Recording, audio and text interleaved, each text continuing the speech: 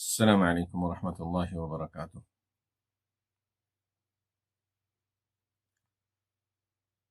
بسم الله الرحمن الرحيم.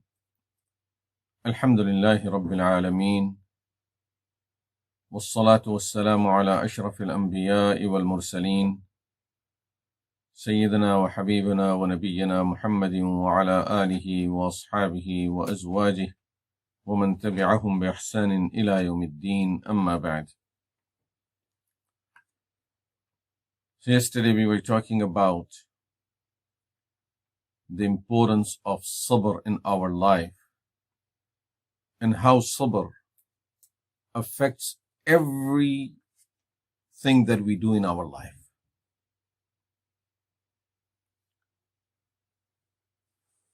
When we see children getting impatient, they start breaking things, yelling, shouting, running away, showing attitude.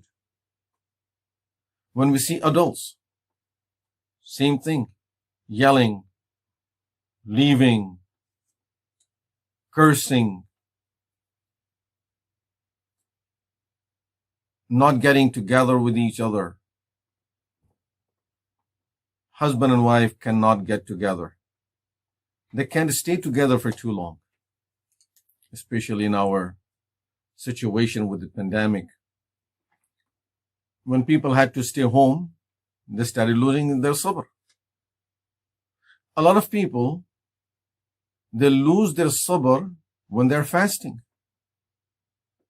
And unfortunately, this is becoming something very, very common. That people are losing their patience because they're fasting. Fasting should teach you sabr. It does not make you lose your sabr. Subhanallah. You could see even our ibadat are just going the opposite direction. When Allah subhanahu wa ta'ala says, Ya ayyuhalladhina amanu ista'inu bis-sabri was-salah. O you who believe, seek help. Through what? Through sabr and salah. And a lot of mufassirin say, sabr he is referring to fasting. Seek Allah's help through learning how to have sabr, and that is through fasting and through salah.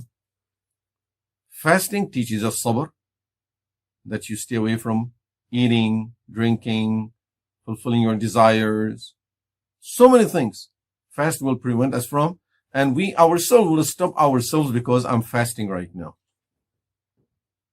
But that doesn't mean that you wait until you break the fast and then you are going to show how impatient you are. Just like the Imam is telling people, straighten yourself, and there is a person who's not paying attention, so a person behind him in the back off, he pushed him a little bit so that he can get straight in the saf. Now, he was lost in his own thoughts, whatever, so he didn't pay attention to straightening the saf. So the person behind him pushed him a little bit, just so that he can straighten his saf. So he looks back, he says, right now in the masjid, I will see you outside. It shows that this salah now, what is this salah going to do for him? Ista'inu bis-sabri was-salah. Seek Allah's help through sabr and salah. And here he's losing his patience and he's waiting until he will get out and he's going to see this man. He wants to fight him. And according to him, maybe he's very pious and he's very religious, that he is not fighting in the masjid. So he's waiting until he'll get out of the masjid to fight. This is the sabr? So Allah subhanahu wa ta'ala wants us to learn sabr. And as I said, a person is fasting, and everyone knows, if he is fasting, then the voltage gets too high. Don't touch him, it's going to burn you. In normal situation, he's 110 or 220, but when he's fasting, he is 1,000 volts. Now don't touch him. You're going to burn yourself. A lot of people are like this. That when they're fasting, they're too angry. Fasting should make you more polite, more humble. It will brings softness of the heart, that you remember other people that are hungry. Thank Allah how much I eat every day. And even while I'm fasting, when I break my fast, how many items I have, how much food I have. It should humble yourself. When that humbleness would come, then there is no anger there. There is only soft-heartedness. Now you are very soft-hearted because you remember others that are in a much more difficult situation that you are in. But no, this person, I can't eat. He's angry. Angry with who? You're angry with who? I'm too hungry, so don't touch me. I'm fasting. And I'm fasting a lot of time means is a threat. It should have been a good news for everyone that, mashallah, when he's fasting, normally we can't talk to him, but today he's fasting, we can go and talk to him. But no, it's the opposite. If he's fasting, don't touch him. And he will also tell you, I'm telling you, I'm fasting. It's a threat. So stay away from me because I'm fasting. Our deen is not teaching us to become more angry people through fasting and through ibadat. Rather, these ibadat should make us more humble and more polite. So sabr is very, very important. We see Anbiya alayhimus salatu wassalam at the highest level of sabr, and this is one thing I have to mention. Please, listen to me very, very carefully. A lot of people who start becoming religious, unfortunately, shaitan gets them from that angle. And that is okay. He's becoming religious. So now he started growing beard. He started going to the masjid. He went for Hajj. He performed Umrah. And every year he goes for Umrah. And now this person is ready to fight everyone. This is where shaitan will get the person. So remember, as you are getting religious, if you truly, in reality, getting religious and that ibadat are getting into your heart, affecting your heart and your mind and your soul, you will be getting more humble, not more strict. Many people, they like to stay away from religious people. Why? Because this is what they have seen. Some people within their family members maybe who became religious, and once they became religious, now they're always angry. They're always fighting. They're always attacking people. No, this is not what our deen teaches us. So please, if you are becoming religious, then make sure your akhlaq should be getting better also. And especially when it comes to sabr, have more sabr now. People knew you as a good person before. Very patient, very humble, very soft. And now when you became religious, people see the opposite in you. And they think this is what deen does to people. Now they start accusing religion because of you. Whereas, who would be more humble, more soft-hearted, more welcoming than Rasulullah sallallahu alaihi wasallam? Such a soft and humble person. So if we are becoming religious, we are becoming the followers of Muhammadur Rasulullah sallallahu alaihi wasallam. So that should make us more humble, more polite, more accommodating, better understanding, more wisdom. Remember, this is part of being religious. Otherwise, shaitan is really tricking us. Okay, pray, pray, pray. And now do Hajj and Umrah after Umrah, and then your behavior and your manners are just getting worse. Worse than anything people could have seen around them. So, this is something not acceptable. Even our own deen that you think that you're following is not going to accept this from you. Allah doesn't accept that from you. Rasulullah sallallahu alaihi wasallam doesn't accept that from you.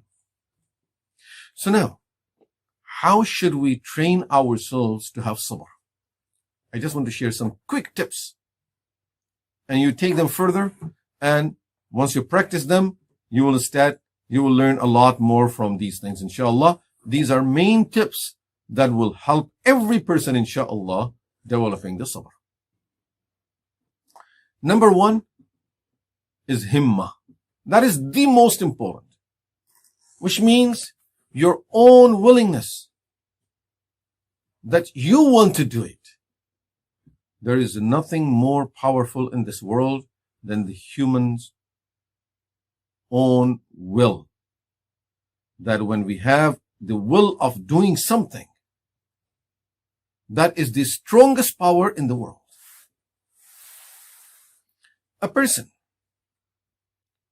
Say a person fell off a ship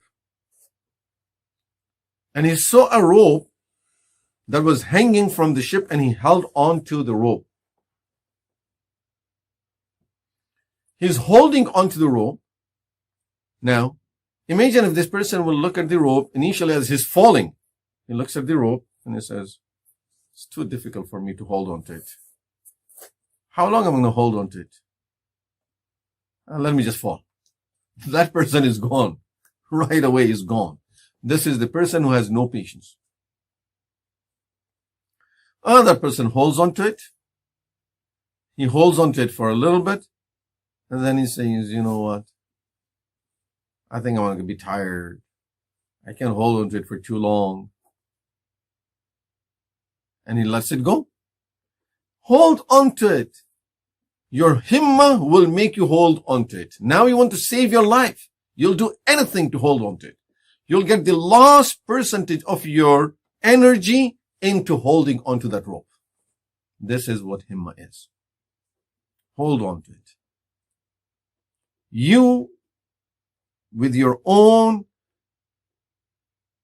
consciousness and willingness, tell yourself, I'm going to have sabr in every situation. Your own will. The power of the will is the most powerful thing that Allah has given the human being. There is nothing more powerful in this world than the willpower of human being. Read the stories of all the Anbiya and then the followers of Anbiya alayhimus salatu wassalam, Ashab al-Kahf. When you read the story of those young men who confronted the whole nation, the king, the rulers, the government, the army, their own parents, relatives, everyone. But no, they stood in front of everyone and they declared the oneness of Allah subhanahu wa ta'ala. It was himmah. We want to do it. We don't want to give up. Bilal radiallahu anhu, Suhaib radiallahu anhu, Ammar radiallahu anhu, Mu'adh radiallahu anhu, and you name the Sahaba from Abu Bakr radiallahu anhu to every Sahabi of Rasulullah sallallahu alayhi wasallam. It was their himmah that made them what they were. So that's number one that is needed for every good quality and to protect ourselves from every evil. Your own himmah. Your willpower. Number two, once you have that in place, then whenever a situation comes that disturbs you, that make you impatient, make you want to react to the situation, always remind yourself of few things. Number one, you want to remind yourself that everything is in Allah's control. Nothing can happen without Allah's permission. Why be angry on this person or that person? This person is only a tool. The real things that is happening only with Allah's permission. Let me turn to Allah and ask Him to make the situation better for me. Number two, remind yourself of the reward, the tremendous reward you would be getting for having sabr on this situation. So it's an opportunity. If someone is putting you through difficulty and making things hard for you, that situation is an opportunity. That person is giving you an opportunity to be with Allah and to be very close to Allah, to earn the highest reward with Allah subhanahu wa ta'ala. So remind yourself that everything is in Allah's hands, and remind yourself of the reward that you would be getting for having sabr at this time. And it's an opportunity that will be gone. As soon as you react, the opportunity is gone. You lost it. It's a big test. As soon as you lose it, the opportunity is gone. Number 3, remind yourself of those who are in more difficult situation than you are in. Say you're doing da'wah to the deen of Allah. You're teaching people, and people accuse you, and people blame you. They keep on saying things about you. Remember Anbiya alayhi salatu wassalam. They devoted their lives. The sacrifice they gave for the ummah. It's uncomparable to anything. And how much people accuse them of all kind of things. And Anbiya alayhi salatu wassalam will never react. If someone is cursing, have you ever read anywhere that someone was cursing at Nuh alayhi salam, at Ayub alayhi salam, at Dawood alayhi salam, Sulaiman alayhi salam, or Rasulullah sallallahu alayhi wasallam, and Rasulullah sallallahu alayhi wasallam, or that Prophet of Allah billah, will go back and curse at that person? Will try to fight back with that person? No, never, ever. So remind yourself of people who went through more difficulties than you do, and they still practiced sabr and patience. Look at those who are in a more difficult situation than you are in. Number 3 or 4, whatever number you would give to this. Put yourself in a situation where you would be forced to go through what you are going through at this time. I'll just give you some examples that will help us understand this. Say, someone came and he punched you. This is something I cannot take. He punched me in front of everyone. How dare he does this to me? I'm going to teach him a lesson today. You're losing your patience. You're losing your sabr. Put yourself right there. Train yourself to this. Put yourself in a situation where you get into this type of difficulty, in this type of situation, without any choice to do anything. And that is, you're outside, say you're at a farm, and a donkey kicks you. What are you going to do? Go back and try to kick the donkey?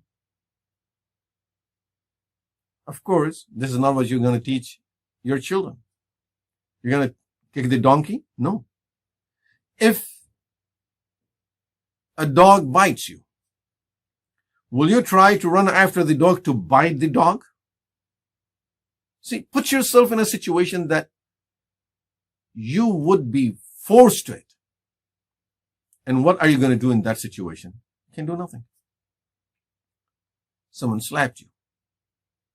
I'm not going to take it. Now, you are walking on a street.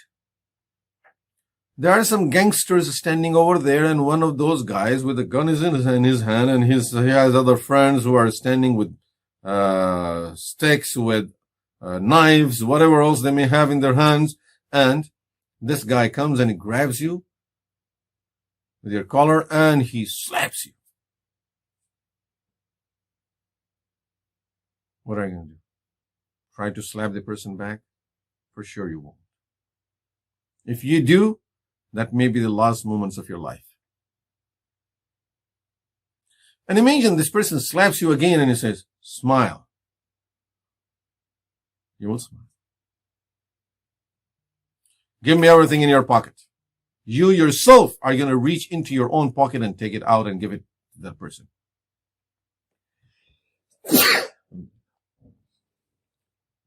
So put yourself in a situation where you may be forced to a situation like this. What are you going to do in that situation? Nothing. You can do nothing. You will be like a mice. And you won't move. You'll be scared to death.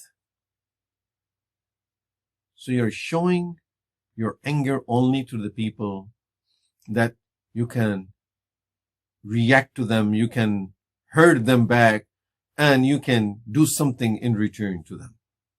So why not control it now for the sake of Allah?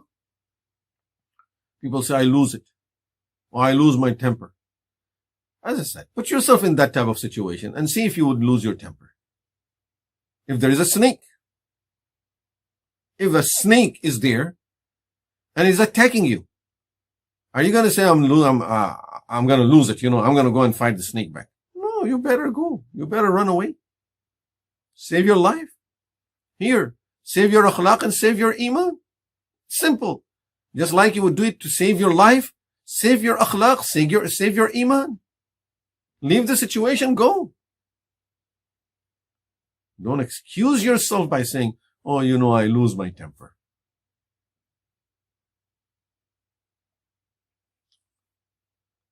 And this then will go into the family. Your children will lose their temper with you.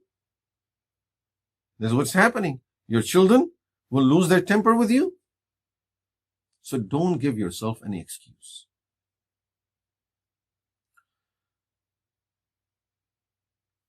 Someone is cursing at you. Put yourself, as I said, in that situation where a person who's armed is cursing at you. Simple. Make it even more simple now. Someone pushed you and you fell. And you see bruises all over. On your hand, your face, maybe scratches, bleeding. Okay. Put yourself in a situation that you are playing a game. Soccer, basketball, whatever that was. You fell and you broke your finger. Not just bruises, not just scratches. You broke your finger. You broke your arm. What are you going to do? You fell.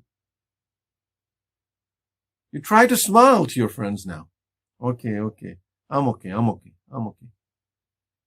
So if it happened through someone else, you don't want to excuse the person. You fell on your own. The situation you're in is worse than anyone could do anything to you. So put yourself in that situation. Now, another example that we will really need.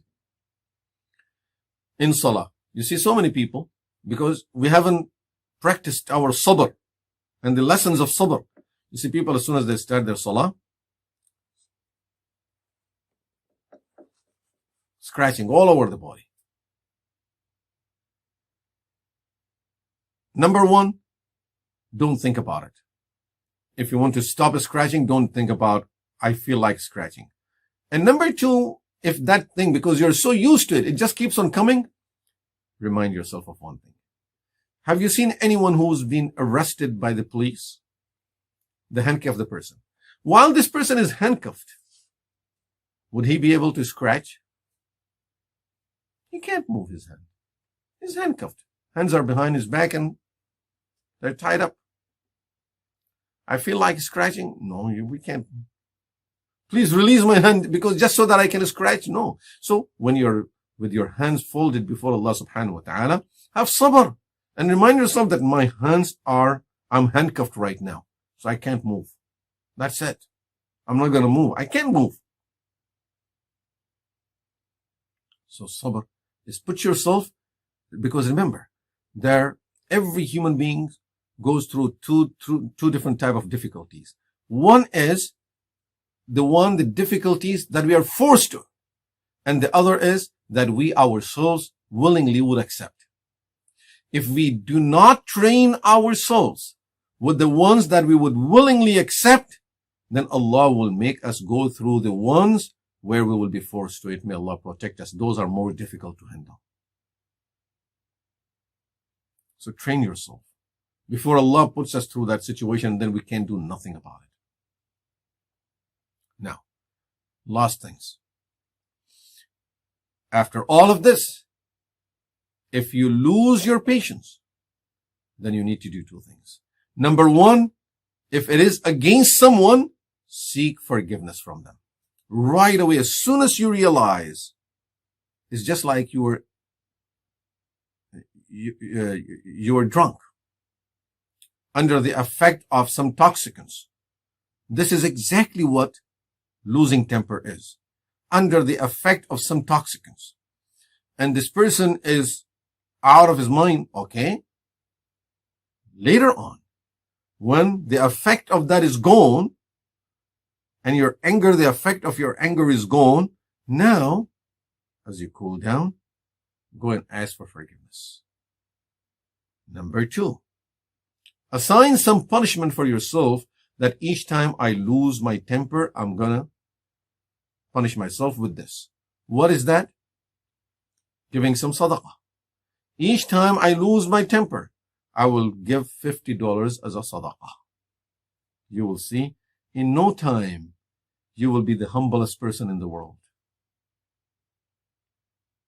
After giving $50 for a few times, there will be no other humble person in the world as you are. Pray 4 rak'ah salah each time you lose your temper. Shaitan will remind you when you're angry not to react. These are some simple tips.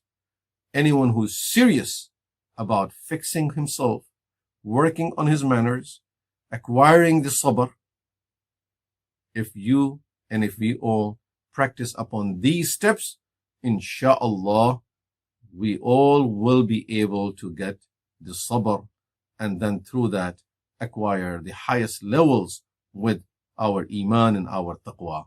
May Allah subhanahu wa ta'ala grant all of us sabr and true iman and taqwa, and every good quality that comes as a result of acquiring the sabr. وصلى الله تعالى على خير خلقه سيدنا وحبيبنا ونبينا محمد وعلى آله وصحبه أجمعين والحمد لله رب العالمين آمين.